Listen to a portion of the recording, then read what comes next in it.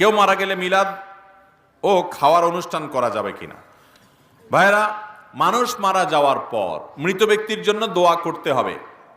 আর যেই লোক মারা গেছে তার আত্মীয় স্বজন যারা আছে, তার পরিবারের লোক যারা জীবিত আছে, তাদেরকে এলাকাবাসী খাওয়াইতে হবে। এটা হলো সুন্নাহ।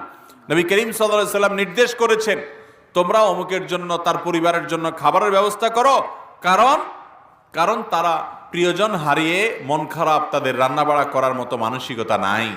এজন্য যে মারা গেছে তার পরিবারের লোক যারা জীবিত আছে তাদেরকে বরং এলাকাবাসী খাওয়াইতে হবে। এটা হলো কি সুন্নাত। আমাদের দেশে খাওয়ায়, সব এলাকায় খাওয়ায়, একটু হলো একদিন দুই দিন দুই চার বেলা হইলো খানা পাঠায়।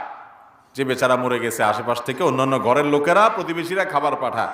প্রথম 2 দিন 4 দিন বা 2-4 বেলা খানা খাওয়ানোর পর এরপরে ওই 40 নম্বর দিনে সুদে আসলে সব একসাথে উঠায় নেয়। ঠিক না?